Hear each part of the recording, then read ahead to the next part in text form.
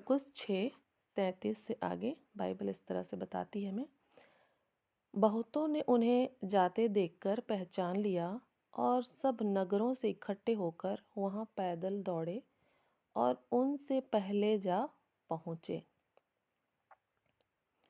उसने उतर कर बड़ी भीड़ देखी और उन पर तरस खाया, क्योंकि वे उन भेड़ों के समान थे जिनका कोई रखवाला न हो, और वह उन्हें बहुत सी बातें सिखाने लगा। जब दिन ढल गया तो उसके चेले उसके पास आकर कहने लगे, यह सुनसान जगह है और दिन बहुत ढल गया है। उन्हें विदा कर कि चारों ओर के गांवों और बस्तियों में जाकर अपने लिए कुछ खाने को मोल लें। उसने उत्तर दिया, तुम ही उन्हें खाने को दो। उन्होंने उससे कहा, क्या हम 100 दिनार की रोटियां मोल लें और उन्हें खिलाएं? उसने उनसे कहा, जाकर देखो तुम्हारे पास कितनी रोटियां हैं। उन्होंने मालूम करके कहा, 5 और 2 मछली भी। तब उसने उन्हें आज्ञा दी कि सबको हरी घास पर पांति पांति से बैठा दो। वे 100-100 और 50-50 करके पांति पांति बैठ गए, और उसने उन 5 रोटियों को और 2 मछलियों को लिया और स्वर्ग की ओर देखकर धन्यवाद किया और रोटियां तोड़ तोड़ कर चेलों को देता गया कि वे लोगों को परोसें, और वे 2 मछलियां भी उन सब में बांट दी। सब खाकर तृप्त हो गए, और उन्होंने टुकड़ों से 12 टोकरियां भरकर उठाई, और कुछ मछलियों से भी। जिन्होंने रोटियां खाई वे 5,000 पुरुष थे। प्रभु को सारा आदर महिमा मिले। सच में 5,000 पुरुषों को खिलाने की घटना को हम लोग यहाँ पर पाते हैं, और ये कोई दृष्टांत नहीं है, ये इसी पृथ्वी पर जहाँ पर हम रहते हैं, इसी पृथ्वी पर होने वाली सच्ची घटना है, जो कि आज से 2026 साल पहले यीशु मसीह के द्वारा ये कार्य संपन्न हुआ। यीशु मसीह और उसके चेलों के द्वारा 5,000 पुरुषों को खिलाया गया, और 5 और 2 मछलियों के द्वारा, है ना।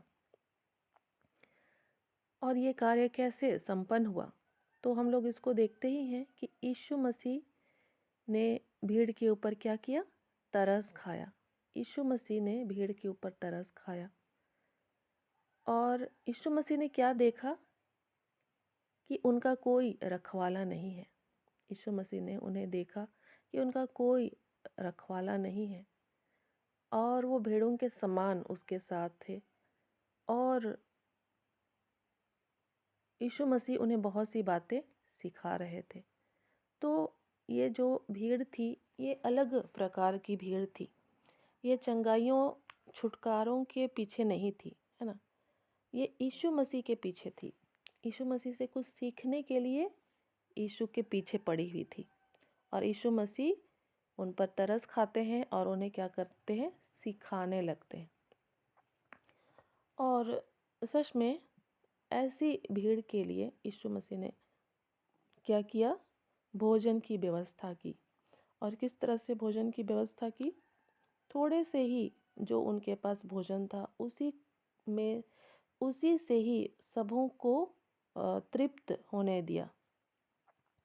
और साथ ही साथ यहाँ पर क्या देखते हैं कि वो जो सारी भीड़ है, तो उसका जो व्यवस्था है वो भी बहुत अच्छी तरह से वहाँ पर होता हुआ हमको दिखाई देता है।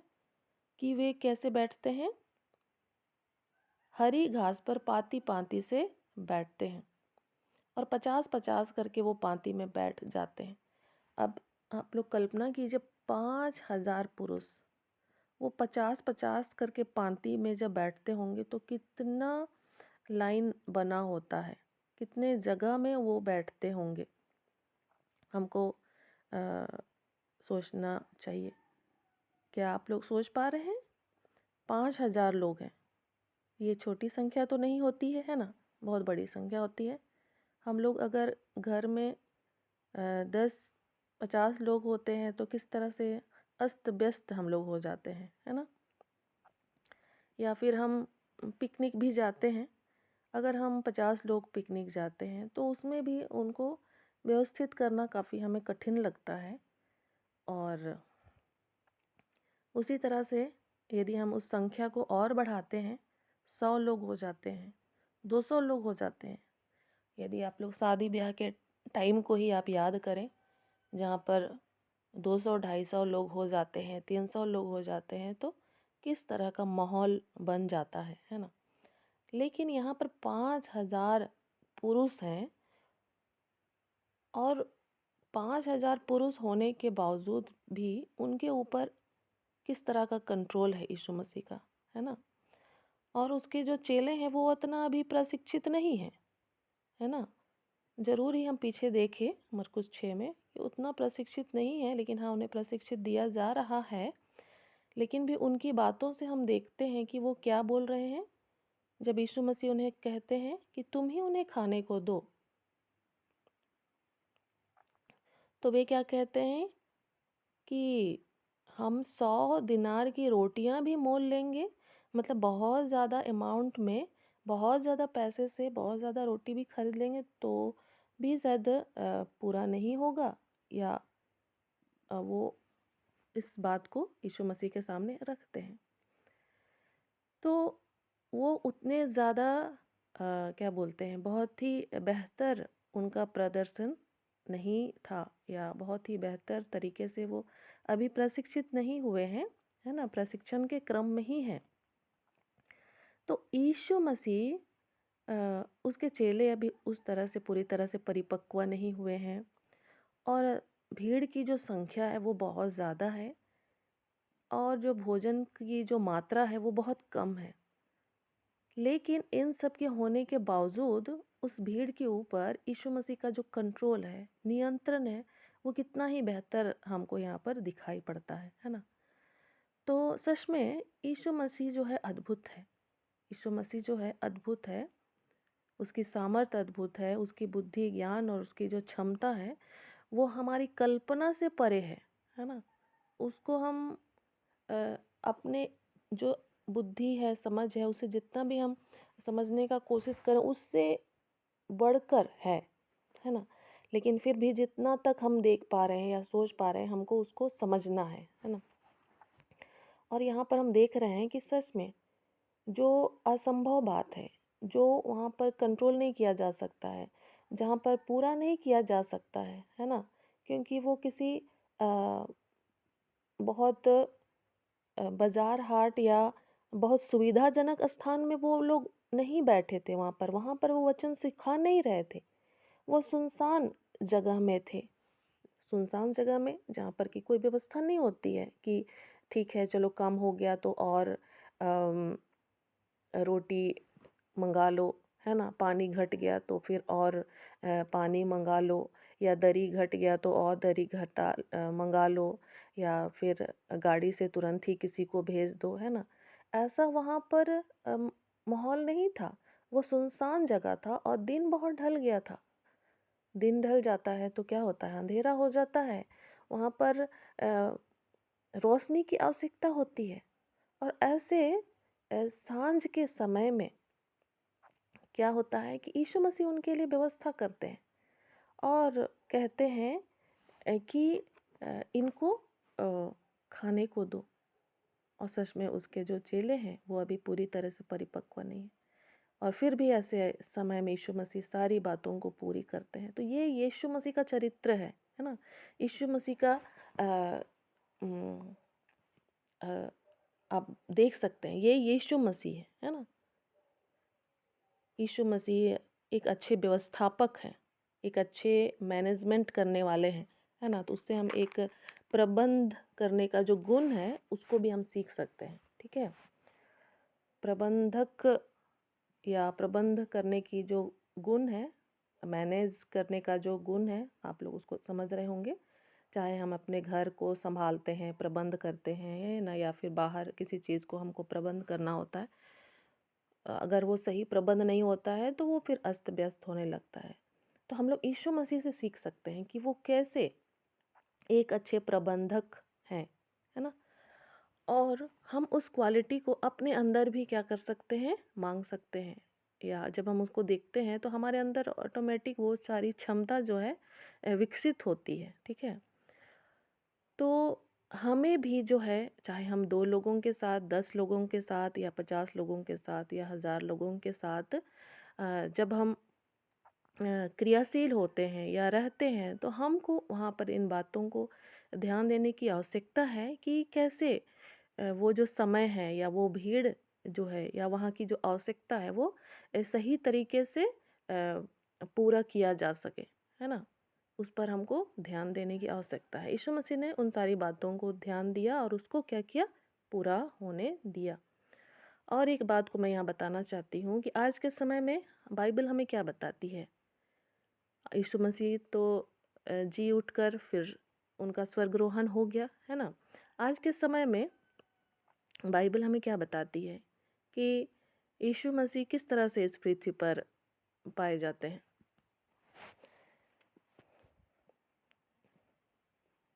आज के समय में इस पृथ्वी पर यीशु मसीह किस तरह से हम उनको देख पाते हैं, बाइबल हमें क्या बताती है उनके विषय में।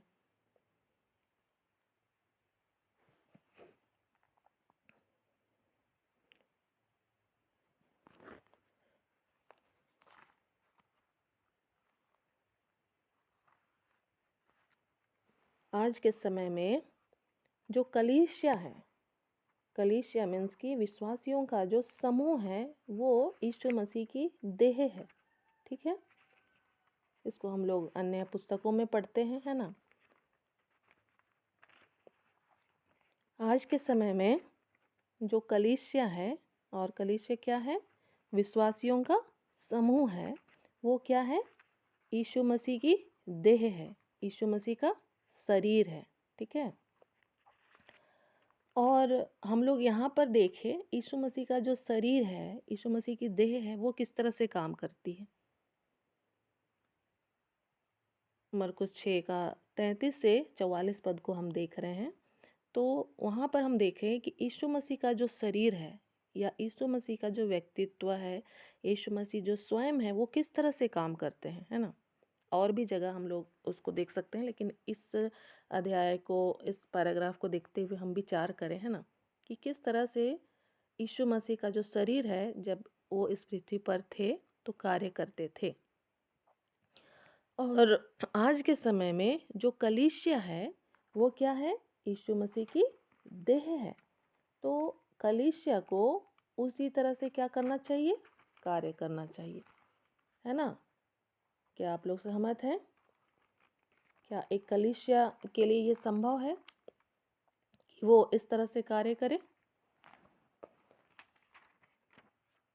हम लोग संभव है, कलीसिया कर सकता है ना, ये कलीसिया का काम है, क्योंकि ये कलीसिया यीशु मसीह की देह है ना।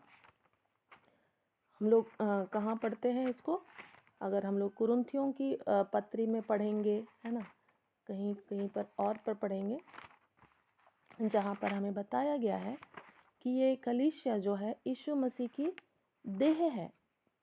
तो आज के समय में यीशु मसीह की देह को, या जो कलीसिया है, या जो विश्वासियों का समूह है, इसको आप कोई अभी नाम मत दीजिए, है ना, क्योंकि अभी हम लोग बहुत टाइम आगे बढ़ चुके हैं और हम अलग अलग कलीसियाओं के नाम के साथ क्या करते हैं, इस पृथ्वी पर कलीसियाओं को देखते हैं। तो कलीसिया को हम साधारण शब्दों में कहें, है ना, क्या है, वो विश्वासियों का समूह है। चाहे आप 2 लोग के साथ कहीं पर इकट्ठे हो रहे हैं, 10 लोग के साथ कहीं आप इकट्ठे हो रहे हैं, या 50 लोगों के साथ हो रहे हैं, या फिर 1000 लोगों के साथ। हो सकता है कि आप दूसरे लोगों को नहीं भी जान रहे हैं पूरी तरह से, लेकिन आपको इतना पता है कि वो यीशु मसीह के लोग हैं, है ना। तो आप इस बात को समझें कि आप एक देह हैं वहाँ पर, है ना। आप क्या हैं, एक देह हैं। किसकी देह है, यीशु मसीह की देह है। ठीक है, यहाँ पर हम लोग एक दूसरे को नहीं जान रहे हैं। मैं भी कई लोगों से नहीं मिली हूँ, नहीं जानती हूँ, लेकिन हम लोग क्या हैं, एक देह हैं। कैसे? क्योंकि हम यीशु मसीह पर विश्वास करते हैं, और एक देह हो करके हम यीशु मसीह के शरीर होकर के यीशु मसीह जैसे कार्य करते थे वैसे हमें कार्य करना है ना? व्यवस्थित तरीके से। और वहाँ की जो आवश्यकता है, ये जो भीड़ की आवश्यकता क्या थी? वो भूखे हो गए थे, है ना? सीखते-सीखते भूखे हो गए थे, तो उनकी आवश्यकता थी उनको भोजन की आवश्यकता थी। और यीशु मसीह ने उनको उस बात को पूरा होने दिया। तो यहाँ पर भी हम अलग-अलग लोग हैं, तो हर एक की अलग-अलग आवश्यकता है ना? तो केवल ये नहीं कि हमारे घर में परिवार में समस्या है ना? बीमारी है, तो बस हम प्रार्थना करें और हमको छुटकारा मिल जाए या चंगाई मिल जाए, बस यहाँ तक ही नहीं, है ना? और ये जो भीड़ है वो क्या इसकी लालसा थी कि वो सीखे, यीशु मसीह उन्हें सिखा रहे थे। तो जो वहाँ की आवश्यकता थी उसके अनुसार यीशु मसीह वहाँ पर क्या कर रहे थे? व्यवहार कर रहे थे। तो ऐसे ही हम लोग भी जब यहाँ पर इकट्ठे हैं तो हम एक दूसरे के लिए कैसे आशीष का कारण बन सकते हैं, है ना? उस बात को हमको सोचने समझने की ज़रूरत है और निश्चय पवित्र आत्मा हमें इसमें क्या करते हैं? सहायता करते हैं। जब हम पहला कुरिन्थियों 12 का 12 पढ़ते हैं, पहला कुरिन्थियों 12 का 12 यहाँ लिखा हुआ है, क्योंकि जिस प्रकार देह तो एक है और उसके अंग बहुत से हैं, उस एक देह के सब अंग बहुत होने पर भी सब मिलकर एक ही देह हैं, उसी प्रकार मसीह भी है। क्योंकि हम सब ने, क्या यहूदी हो क्या यूनानी, क्या दास हो क्या स्वतंत्र, एक ही आत्मा के द्वारा एक देह होने के लिए बपतिस्मा लिया और हम सबको एक ही आत्मा पिलाया गया है। इसलिए कि देह में एक ही अंग नहीं परंतु बहुत से हैं।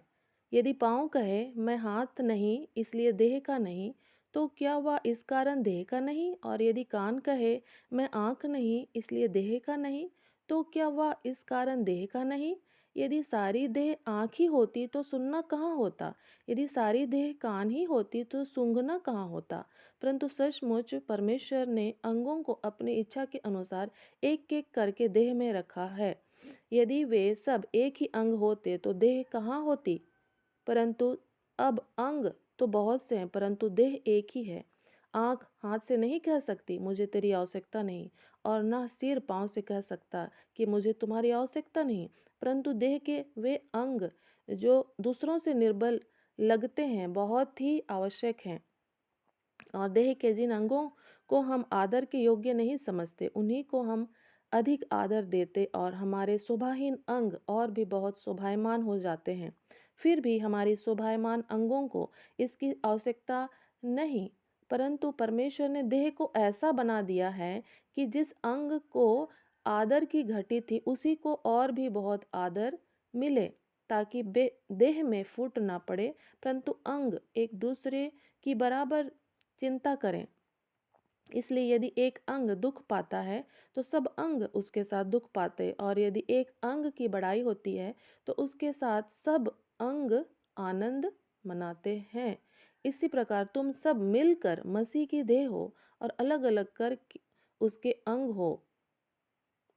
और परमेश्वर ने कलीसिया में अलग-अलग व्यक्ति नियुक्त किए हैं, प्रथम प्रेरित, दूसरे भविष्यद्वक्ता, तीसरे शिक्षक, फिर सामर्थ के काम करने वाले, फिर चंगा करने वाले और उपकार करने वाले, प्रबंध करने वाले और नाना प्रकार की भाषा बोलने वाले।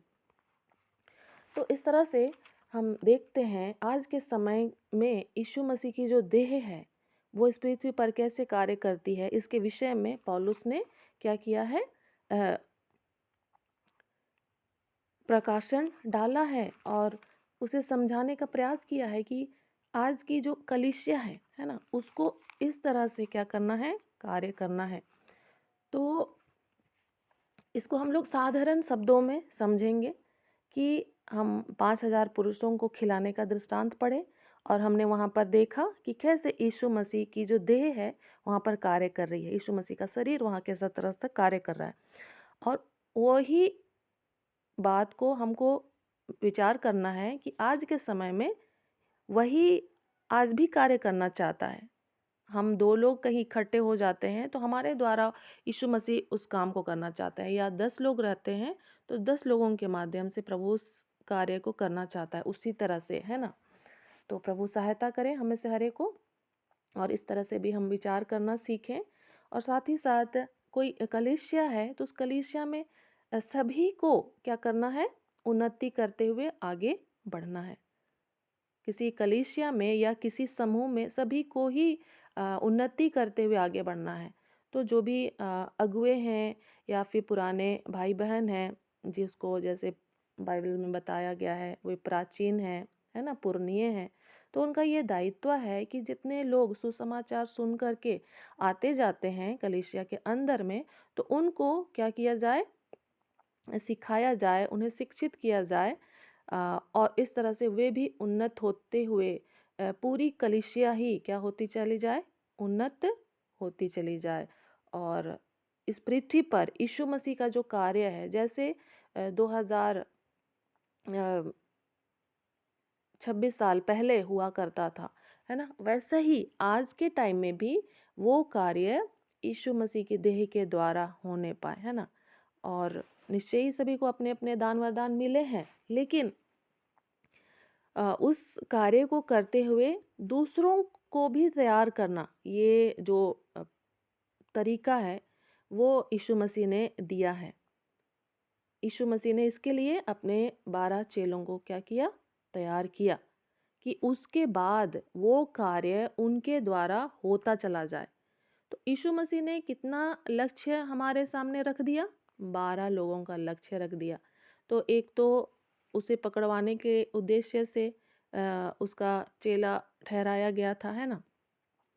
तो मिनिमम मैं यहाँ पर आपके सामने 10 लोगों को रखना चाहूँगी, है ना, कि आपके कम से कम इस पृथ्वी पर आप हैं तो आपके पास मिनिमम 10 लोग होने चाहिए, जिनको आप क्या करें, तैयार होने में क्या करें, सहायता करें। ठीक है, तो अब स्पष्ट हो गया है शायद यीशु मसीह क्या चाहते हैं आपके जीवन से और मेरे जीवन से, है ना, कि हमारे भी क्या होने चाहिए, चेले होने चाहिए। और ये किसकी इच्छा है, यीशु मसीह की इच्छा है। और इस कार्य को यीशु मसीह खुद ही हमारे द्वारा क्या करेंगे, पूरा करेंगे। तो प्रभु इसमें सहायता करे। तो आगे हम देखेंगे, तो पहले तो हमारे पास ये होना ही चाहिए, इस बात को हम ज़रूर हमारे दिल दिमाग में बैठ गया है, ऐसा मैं विश्वास करती हूँ, है ना। और हमारे जीवन में बहुत सारी अभी तकलीफ़ है या समस्या है, कोई बात नहीं, प्रभु उन सारी बातों के होते हुए भी हमें दूसरों लोगों के लिए क्या करेंगे, आशीष का कारण बनाएंगे। आइए हम लोग आगे देखते हैं, मरकुस 6 का 45 से आगे। तब उसने तुरंत अपने चेलों को नाव पर चढ़ने के लिए विवश किया कि वे उससे पहले उस पार बैतसदा को चले जाएं, जब तक कि वह लोगों को विदा करे। अब तुरंत वो क्या में चढ़ रहे हैं, नाव में चढ़ने के लिए उनको विवश किया। अब दूसरा कहाँ है गांव जा रहे हैं वो लोग, बैतसदा, उस पार बार बार ये उस पार इस पार हम लोग को देखने को मिलता है। तो अधिकतर जो ये सेवकाई है वो कहाँ पर है, गलील के झील के किनारे के जो गांव हैं, बस्ती हैं, वहाँ पर यीशु मसीह की सेवकाई हो रही थी। तो इसलिए कई बार उन्हें हम क्या देखते हैं कि वो झील से नाव पर कभी उस ओर जाते हैं, कभी इस ओर जाते हैं, है ना, उधर किनारे किनारे, और दूसरे गांव चले जाते हैं। तो अब वे लोग बैतसदा को जाने के लिए विचार कर रहे हैं, और लोगों को विदा करके वो पहाड़ पर प्रार्थना करने को चला गया। और ये यीशु मसीह का बहुत ही इम्पोर्टेंट और महत्वपूर्ण कार्य था, प्रार्थना करना, है ना। यीशु मसीह तो खुद परमेश्वर थे, है ना,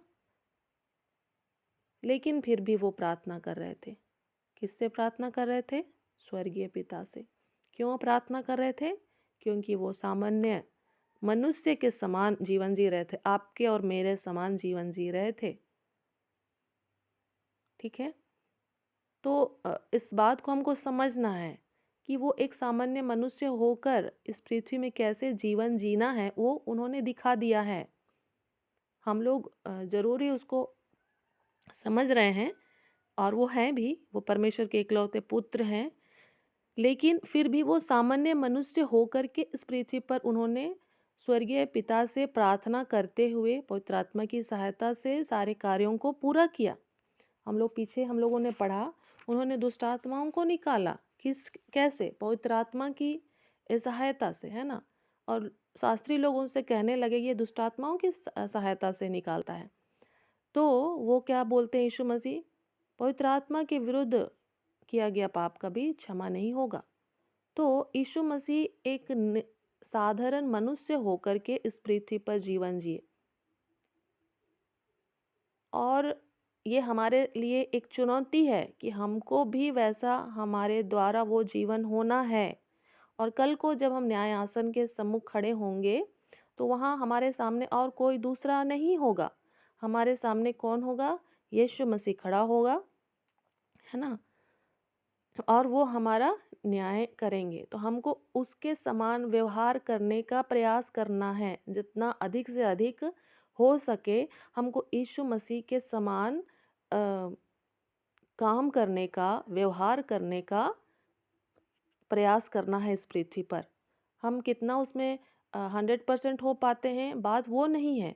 बात ये है कि हमारे पास जितना क्षमता है, जितना बुद्धि, ज्ञान, समझ और बल और ताकत और जो कुछ भी है, तो उसके द्वारा हम कितना अधिक यीशु मसीह की तरह व्यवहार करने का प्रयास करते हैं पवित्र आत्मा की सहायता से, है ना? तो इसके लिए निश्चय ही हमको भी स्वर्गीय पिता से काफ़ी गंभीरता से क्या करना है? प्रार्थना में समय बिताना है, एकांत में समय बिताना है, जिसके लिए आप लोगों को बार बार प्रेरित किया जा रहा है कि आप अपना शांत समय को बेहतर करें, है ना? आप अपने शांत समय को क्या करें? बेहतर करें। और उस व्यक्तिगत संबंध को जो परमेश्वर के साथ आपका है उसको मजबूत करें। और मुझे भी इसके लिए काफ़ी और प्रयास करने की आवश्यकता है, और हम लोग एक दूसरे को प्रार्थना में उठाएं, है ना? और एक दूसरे से सीखें। और कोई अगर नहीं करना चाह रहा है, निर्बल है, लापरवाह है, तो उसे चेतावनी देने की आवश्यकता है ना? ताकि वो सचेत हो जाए। क्योंकि ये परमेश्वर की आज्ञा है, परमेश्वर की इच्छा है। और यीशु मसीह ने खुद परमेश्वर होकर वो साधारण मनुष्य हो बनकर इस काम को पूरा किया, तो आपको और हमको इसकी कितनी आवश्यकता है। और यीशु मसीह यहाँ पर कहाँ गए हैं? पहाड़ पर प्रार्थना करने के लिए गए हैं। यीशु मसीह सुनसान स्थानों में जाते थे, और वहाँ पर सुविधाजनक स्थान नहीं हुआ करता था। कई बार हम सोचते हैं कि हमको सुविधाजनक स्थान मिलेगा तो हम वहाँ पर शांत मनन का समय बिताएंगे, है ना? ऐसे कंडीशन या ऐसे ये रखते हैं, हम लोग शर्त रखते हैं अपने लिए या दूसरों के सामने। हमको वो उस सब शर्त या बहाने की आवश्यकता नहीं है। हमको करना है, इस काम को हमको करना है, हमको एकांत में समय बिताना है। और वो एकांत क्या हो सकता है? आप अकेले भी हो सकते हैं कोठरी में, या तो फिर आप 1000 लोगों की भीड़ में भी हो सकते हैं, लेकिन आपका दिमाग शांत होना चाहिए, है ना? क्या आप लोग समझ पा रहे हैं? हो सकता है कोई अकेले कमरे में गया होगा लेकिन दुनिया की बातों को सोच रहा है, तो क्या वो शांत मन है उसका? नहीं, है ना? और दूसरा क्या है? हम भीड़ में भी हैं, हम काम कर रहे हैं, हम व्यस्त हैं, और वैसे समय में भी हमने अपने दिमाग को शांत किया हुआ है, हम अपने ध्यान को हमने प्रभु की ओर लगाया है। और कई बार मैं गाड़ी चलाती रहती हूँ, तब प्रभु जो है अपनी बातों को मेरे दिल दिमाग में डालता रहता है। या तो फिर जैसे अभी कई सारी बातों को हम मनन करते रहते हैं, तो उन्हीं बातों को प्रभु फिर से मेरे दिल दिमाग में डालता है, फिर से मैं विचार में चली जाती हूँ। और प्रभु को मैं धन्यवाद देती हूँ कि अच्छा प्रभु ऐसा है, आप ये चीज़ उस वचन के द्वारा बताना चाहते हैं। और सच में वो शांत समय का जो विचार होता है, वो विचार अद्भुत होता है। और चूँकि उस समय मेरा शरीर कुछ दूसरा काम करता रहता है। हो सकता है कि मेरा शरीर जो है घर के काम कर रहा है, मेरा शरीर जो है स्कूटी चला रहा है, या मैं दूसरे काम कर रही हूँ। लेकिन मेरा जो दिमाग है या जो विचार है, उसमें प्रभु अपनी बातों को डाल रहा है ना? और वो बात को जानना और समझना, वो उसका जो मतलब उसका अनुभूति ही अद्भुत होता है ना? तो आप सभी आपको मैं प्रेरित करना चाहती हूँ कि आप प्रभु की बातों की ओर क्या लगाएं, ध्यान लगाएं। जो भी प्रभु आपको सिखाते हैं या बताते हैं, तो जो भी आप वचन को मनन कर रहे हैं या पढ़ रहे हैं, है ना, आप इसी को ही विचार करें। मरकुस 6 जो हमने 5,000 पुरुषों के खिलाने के विषय में पढ़ा, आप उसको मनन करते रहें। उसके द्वारा प्रभु आपसे और भी बातों को क्या करेगा, बातचीत करेगा, और भी बातों को आपको सिखाएगा, भेद की बातों को प्रकट करेगा, है ना। ये थोड़ा समय में हम लोग इसको मनन करने का प्रयास कर रहे हैं। तो प्रार्थना का समय, शांत समय का जो ध्यान है, वो बहुत ज़रूरी है। और यदि आप अन्य समुदाय में जाएँ तो जैसे जो योगा करते हैं, तो उनको भी कहा जाता है कि आप शांत रहो और ध्यान करो। लेकिन उस समय उनको कहा जाता है कि आप कुछ मत सोचो, है ना? उस समय कुछ मत सोचो, ऐसे कहा जाता है। लेकिन जो बाइबल का ध्यान करने का जो अम, तरीका बताया गया है, वो क्या है कि परमेश्वर का जो वचन है, उस पर हमको मनन करना है। उसको विचार करना है कि वहाँ पर प्रभु क्या बताना चाहता है ना? तो आपको दिमाग को खाली नहीं रखना है, आपको दिमाग में क्या रखना है? परमेश्वर का वचन को रखना है, ठीक है? जैसे कि अगर हम बचपन के समय को बोलें, बचपन में क्या होते हैं, दादी-नानी कुछ कहानी बताते हैं ना छोटे बच्चों को, तो फिर वो छोटे बच्चे उसको अपने दिमाग में रखे हुए रहते हैं, है ना? तो उसके द्वारा उन वो क्या होते हैं, नियंत्रित होते हैं वो बच्चे, है ना। और अधिकतर बच्चे क्या होते हैं, दादी नानी के बहुत प्यारे हो जाते हैं, क्योंकि दादी नानी का जो बात है ना, वो उनको अच्छा लगता है, या उससे वो बहुत ज़्यादा प्रभावित हुए रहते हैं। तो वो ही अ, मतलब उनके जो माता पिता हैं, उससे ज़्यादा वो अपने दादी नानी की बातों से क्या होते हैं, प्रभावित होते हैं, प्रेरित होते हैं, आनंदित होते हैं, है ना। तो उसी तरह से जब हम अपने दिल दिमाग में प्रभु की बातों को रखते हैं, तो हम उससे क्या होते हैं, नियंत्रित होते हैं, है ना। वो हमारे जीवन में प्रभाव डालते हैं। तो इसका कोई ये नहीं है, संबंध नहीं है कि आप के पास समय नहीं है या आप व्यस्त हैं, है ना। ये इस काम को आपको कहाँ करना है, आप किसी भी समय में, या आपको हर समय में अपने दिल दिमाग में करते रहना है, ठीक है। तो प्रभु सहायता करे, सभी अपने शांत समय के विषय में गंभीर हों, अपने सोप के लिए गंभीर हों। आगे हम जब देखते हैं यहाँ पर मरकुस 6 के 47 में, जब सांझ हुई तो नाव झील के बीच में थी और वह अकेला भूमि पर था। चेले तो झील के पास जा रहे थे नाव में, और वो कहाँ था, वो अकेला भूमि पर था, इस ओर प्रार्थना के लिए वो रुका हुआ था। जब उसने देखा कि वे खेते खेते घबरा गए हैं, क्योंकि हवा उनके विरुद्ध थी, तो रात के चौथे पहर के निकट वह झील पर चलते हुए उनके पास आया और उनसे आगे निकल जाना चाहता था। परंतु उन्होंने उसे झील पर चलते देखकर समझा कि भूत है और चिल्ला उठे, क्योंकि सब उसे देखकर घबरा गए थे।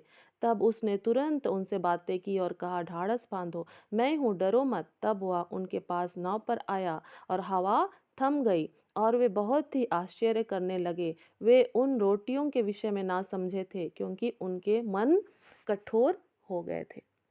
तो ये जो चेले थे, वो शांत मनन नहीं करते थे, है ना, जिसके कारण वो यीशु मसीह को देखकर क्या हो रहे थे, घबरा रहे थे। यीशु मसीह तो उनके साथ था। उसके थोड़ी देर पहले हमने क्या पढ़ा कि उन्होंने वहाँ पर यीशु मसीह के द्वारा अ, अद्भुत तरीके से 5,000 लोगों को खिलाया, है ना, खुद भी खाया उन्होंने। यीशु मसीह के साथ वो चलते फिरते थे, लेकिन फिर भी अब वो यीशु मसीह को कैसे देख रहे थे, भूत के समान देख रहे थे। तो एक कारण हम क्या समझ सकते हैं, वो अपने जीवन में प्रार्थना नहीं करते थे, है ना, शांत समय नहीं बिताते थे, और परमेश्वर उनके साथ था, फिर भी वो उन्हें भूत समझ रहे थे। उनका दिमाग स्थिर नहीं था, उनका ध्यान यीशु मसीह पर केंद्रित नहीं था। तो हमारे जीवन में भी ऐसा हो जाता है, और फिर हम डरने लगते हैं, घबराने लगते हैं। लेकिन यीशु मसीह वहाँ पर उन्हें क्या कहते हैं, ढाढ़स बांधो, मैं हूँ, डरो मत। और ये ढाढ़स जो है, सच में यदि आप शांत समय का समय बिताते हैं ना, तो आपका मन जो है वो उस तरह से तैयार हो जाता है ढाढ़स बांधने के लिए। उसमें हियाव आ जाता है। डर की बातें, जो घबराहट की बातें आती है, वो हृदय में से निकल कर बाहर चली जाती हैं, है ना? तो प्रभु सहायता करे और सच में हमारा जीवित यीशु मसीह अद्भुत है। वो पानी के ऊपर चलकर भी वो जा सकता है ना? वो आ सकता है और आंधी तूफान को क्या कर सकता है? शांत कर सकता है। सृष्टि के ऊपर उसका अधिकार रहता है। सृष्टि के ऊपर उसका अधिकार रहता है। क्यों उसका अधिकार रहता है? क्योंकि यीशु मसीह के द्वारा ही सभी बातों की उत्पत्ति हुई है। यीशु मसीह में ही सब बातों की क्या हुई है? सृष्टि हुई है। लेकिन यहाँ पर ये चेले जो हैं बहुत सारी बातों को नहीं समझ रहे थे। क्यों नहीं समझ रहे थे? क्योंकि उनके मन कठोर थे। तो ये कठोरता भी कैसे जाएगी? हम सभी के अंदर भी अगर कोई कठोरता है तो वो कैसे जाएगी? हम शांत समय को बिताएं, है ना? प्रभु के वचन को हम देखें, समझें और अपने बारे में विचार करें कि हम कहाँ पर हम कठोर हैं, कहाँ हम अंधे हैं, कहाँ पर हम घबरा रहे हैं, कौन से विचार से हम घबराते हैं, है ना? तो वो सब सब ठीक होते चला जाता है। तो आगे हम देखेंगे 53 से, वे पार उतर कर गनेस रथ में पहुंचे और नाव घाट पर लगाई। जब वे नाव पर से उतरे तो लोग तुरंत उसको पहचान कर आसपास के सारे देश में दौड़े और बीमारों को खाट पर डालकर जहाँ जहाँ समाचार पाया कि वह है, वहाँ वहाँ लिए फिरे। और जहाँ कहीं वह गांव, नगरों व बस्तियों में जाता था, लोग बीमारों को बाजारों में रख कर उससे विनती करते थे कि वह उन्हें अपने वस्त्र के आंचल ही को छू लेने दे, और जितने उसे छूते थे सब चंगे हो जाते थे। तो ये है शांत समय का परिणाम, है ना? पहाड़ में प्रार्थना करने का परिणाम क्या परिणाम है? आसपास के सारे देश में दौड़े और बीमारों खाटों पर डालकर लोग क्या करने लगे? उसके पास लाने लगे और लोगों के जीवन में अद्भुत काम होने लगा और यीशु मसीह की सेवकाई को हम बढ़ते हुए देखते हैं। तो यदि आप चाहते हैं, मैं चाहती हूँ कि हमारे जीवन के द्वारा यीशु मसीह की जो देह है वो उन्नति पाए, यीशु मसीह का जो राज्य है वो इस पृथ्वी पर फैलता चला जाए, तो हमको शांत समय बिताना बहुत ज़रूरी है। जितना हम इधर उधर ताकते हैं, है ना, उससे बढ़कर हमको बाइबल को ताकना है। और निश्चय ही जितना अधिक हमारा जो शांत समय का समय बढ़ता जाता है, जितना अधिक हम बाइबल के साथ अपना समय बिताते हैं, तो हमारे जीवन में उसका प्रभाव पड़ता है। साथ ही साथ जो हमारी सेवकाई है ना, उसमें उसका प्रभाव पड़ता है। तो शांत समय बहुत ज़रूरी है और उसका जो तरीका है वो आप सबों के सामने रखा गया है कि आप पहले बाइबल को में से जो वचन है उसको पढ़ें, बहुत ही गहराई से उसको पढ़ें, समझें कि वो आपसे क्या कहना चाह रहा है।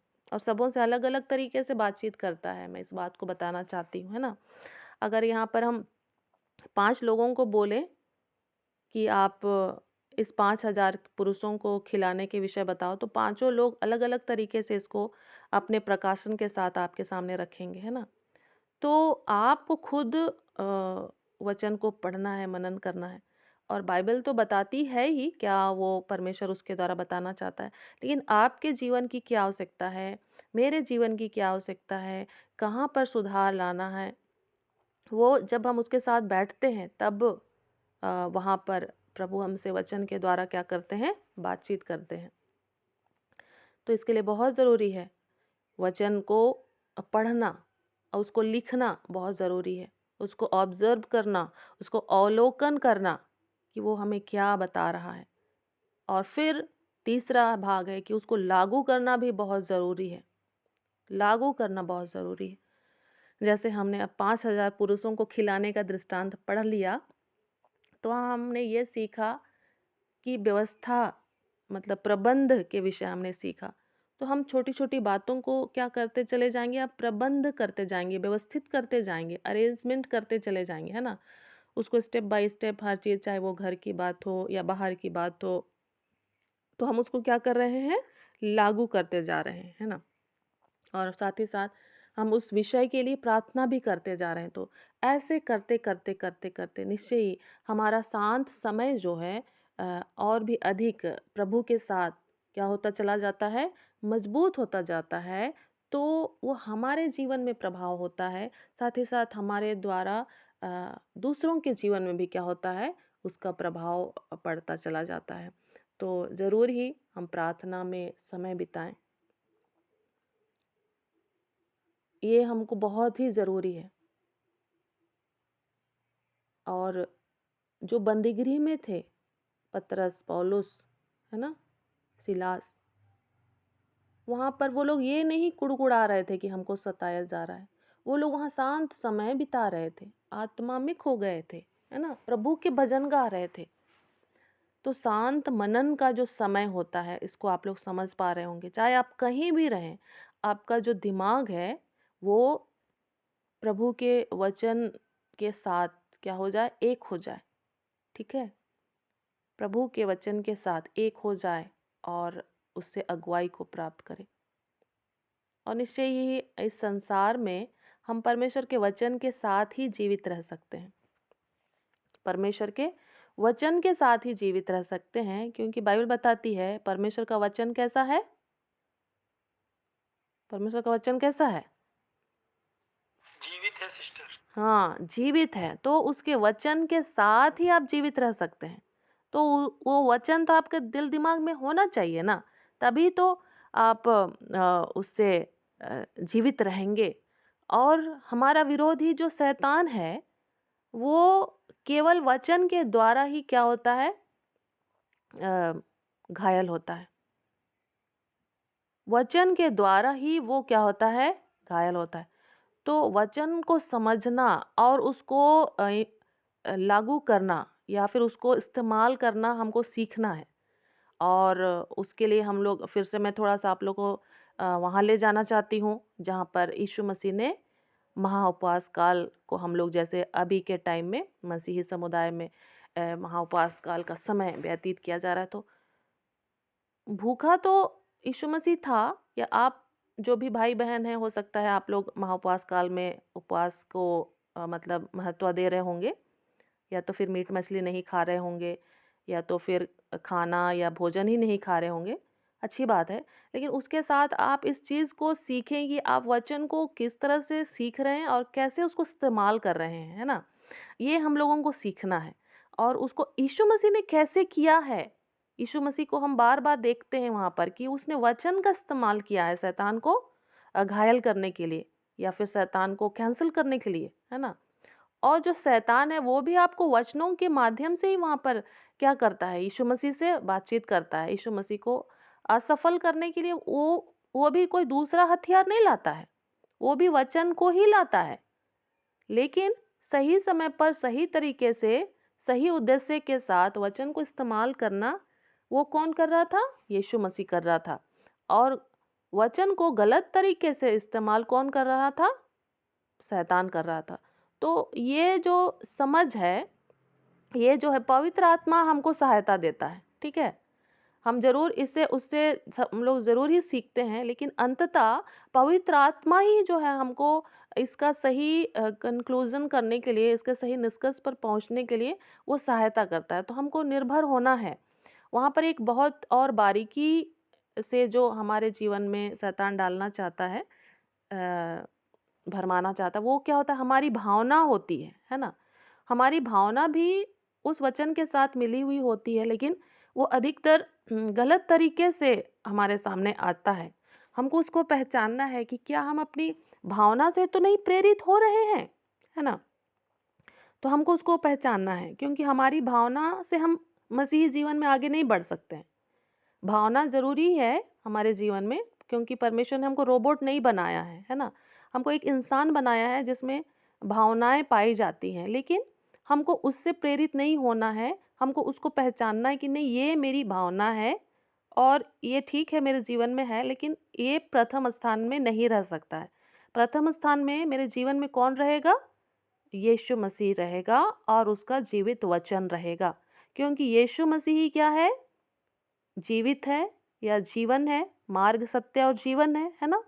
यीशु मसीह ही मार्ग, सत्य और जीवन है, और दूसरा यीशु मसीह का जो वचन है वही जीवित है ना? तो ये 2 चीज़ जो है पवित्र आत्मा की सहायता से यदि हमारे जीवन में हम उन्हें कार्य करने का अवसर देते हैं या हमारा ध्यान उसकी ओर लगा रहता है, तो हम कहीं भी रहते हैं, हम सच में धन्य लोग होते हैं, हम जयवंत लोग होते हैं, है ना? तो प्रभु को सारा आदर और महिमा मिले सारी बातों के लिए। और मरकुस 6 अध्याय को हम और भी अधिक पढ़ें, और जो भी आपको प्रकाशन प्रभु दे, आप कल हमारे बीच में ज़रूर शेयर करें, ताकि हम सभी भी आशीषित हों। और यदि किसी को समस्या हो, आप उसको भी कहें बेझिझक, ताकि हम एक दूसरे को सीखने सिखाने में क्या कर सकें, मदद कर सकें। तो आइए हम लोग प्रार्थना करें। हे पिता, हम आपको धन्यवाद देते हैं इस समय के लिए। हाँ प्रभु जी, आपने इन थोड़े समय में प्रभु जी बहुत सारी बातों को सीखने के लिए सहायता किया। हाँ प्रभु जी, आने वाले और भी समय प्रभु जी आप हमसे बातचीत करें इन वचनों के द्वारा, जब हम अन्य समयों में होते हैं। हाँ प्रभु जी, आप इन वचनों के द्वारा मरकुस 6 अध्याय से आप हम में से हर एक से बातचीत करें, क्योंकि सच में आपका वचन जीवित है प्रभु जी, और जीवन को देता है। वो हमसे बातचीत करता है, हमसे बोलता है। हाँ प्रभु जी, हमारे कानों को खोलिए प्रभु जी, कि हम आपकी आत्मा की बातों को सुन सके, समझ सके, और उनको हृदय में संजो कर रख सके प्रभु जी। अनुग्रह का प्रभु जी, और शैतान अंधकार की हर एक चालाकियों को हम यीशु के नाम से हम खारिज कर सके प्रभु जी। आपके वचन से हम प्रभु जी उसे कैंसिल कर सकें, ऐसे अनुग्रह को हम मांग लेते हैं। सारा आदर महिमा आपको देते हैं, और इस प्रार्थना को हम आपके पुत्र, हमारे उद्धारकर्ता प्रभु यीशु मसीह के नाम से मांगते हैं। आमीन आमीन। Praise the Lord, hallelujah. जय मसीह की सबको। Thank you. जय मसीह की। धन्यवाद सिस्टर। वो परमेश्वर पिता और भी बहुत आयत के साथ इस्तेमाल करें अनेक लोगों के लिए, और बड़ी चीज का कारण ठहरे। आगे अनिल ब्रदर लास्ट प्रार्थना करेंगे आप। अनिल ब्रदर,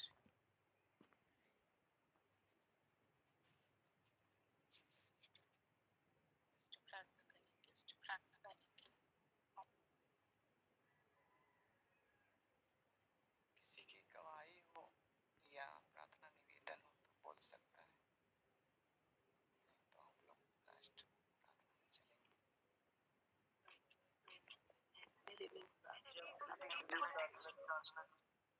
प्रार्थना का विषय मिले पिता, हम आपसे प्रार्थना करते हैं, बड़े नम्र और दीनता के साथ आपके सम्मुख उपस्थित होते हैं पिता।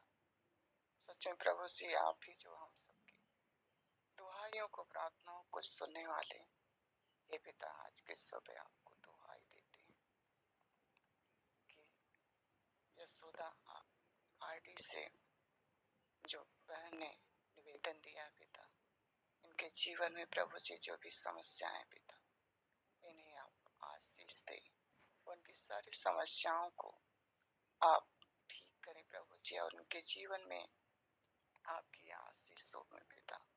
हाँ पिता, दसमती सिस्टर के जीवन में जो भी समस्याएं पिता, आप जानते हैं, हमारे कहने से पहले में पिता आप जानते हैं, उन्हें आप ठीक करें प्रभु जी। उनके जीवन में जो भी समस्याएं, परेशानियां प्रभु जी आप दूर करें, और उन्हें आप आशीष दें पिता। आपके हाथों में सौंप देते हैं प्रभु, आपके लौ में ढांप देते हैं, पवित्र आत्मा आपके नियंत्रण में सौंप देते हैं।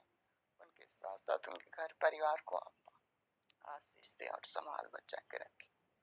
पिता, आप दिलीप भाई के बेटे के लिए भी प्रार्थना करते हैं, जो उन्हें उल्टी दस्त हो रहा प्रभु जी, उस उल्टी दस्त की बीमारी, कमजोरी, मौसम की गड़बड़ी प्रभु, सब कुछ यीशु के नाम से दूर हो जाए। हाँ पिता परमेश्वर, आप अपने सामर्थ्य से उसे दूर करें, और आप ही चंगा करने वाले परमेश्वर हैं। धन्यवाद परमेश्वर पिता। प्रभु जी, हमारे विनतियों को सुन लिया पिता। मिंटू आईडी के सिमे प्रभु जी, जो भी बहन जो निवेदन दिया पिता, उनके निवेदन को आप सुने हैं पिता। ये प्रभु जी, हम तो पूरा नहीं सुन पाए, पर आप जानते हैं पिता इनकी क्या समस्याएं हैं पिता, और इन्हें आप आशीष दे प्रभु जी। इनके जीवन में जो भी समस्याएं हैं प्रभु जी, उस सारी समस्याओं को आप दूर करने में आप मदद करें। न बल से न शक्ति से, आपकी आत्मा के सामर्थ्य से सारी समस्याएं दूर हो जाएं, और प्रभु जी आपकी इच्छा की मर्जी पूरा पिता। आईडी से भी जो बहन निवेदन दिए हैं प्रभु जी, उन्हें आप आशीष दे, उन्हें संभाले प्रभु जी, और आज के दिन में भी उनकी रक्षा करें, उनके परिवार की, उनके पूरे समाज की रक्षा करें पिता। और अजय आईडी से पिता जो निवेदन है प्रभु जी, उस परिवार को भी आप आशीष दे, और सारे दुष्ट का राज्य आपके नाम से, उनके जीवन से, उनसे परिवार से नष्ट हो जाए।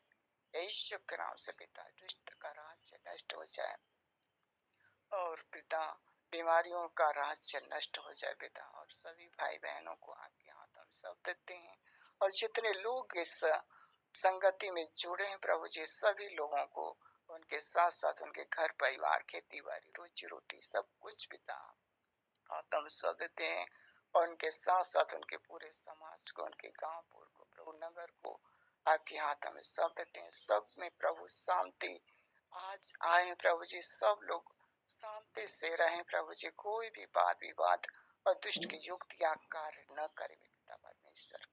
हे पिता, आज का पूरा दिन अच्छा से प्रभु जी शांति से बीते, ताकि तेरे नाम की महिमा होने पाए परमेश्वर। हे पिता, अपने आत्मा के सामर्थ्य से अपने बेटे और बेटियों की रक्षा करे प्रभु जी। आप पिता, दुष्ट की युक्तियों से आप बचा के रखे परमेश्वर, सारे उसके कार्यों से बचा के रखे परमेश्वर।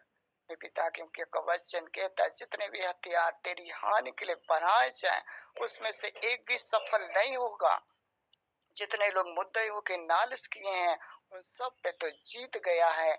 यहोवा के दासों का यही भाग है, यहोवा परमेश्वर की यही वाणी है। सच में पिता, आपने अपने वचन के द्वारा प्रभु हम अपने दासों दासियों को, अपने बेटे बेटियों को, अपने विश्वासियों को पिता जय दे दिया प्रभु जी, सब चीजों पे पिता, बीमारियों पे, दुख पे, कष्ट पे, शैतान के और युक्तियों पे प्रभु जी, उस पे राज्य दिया पिता, उन पे आपने जय दिया है पिता परमेश्वर।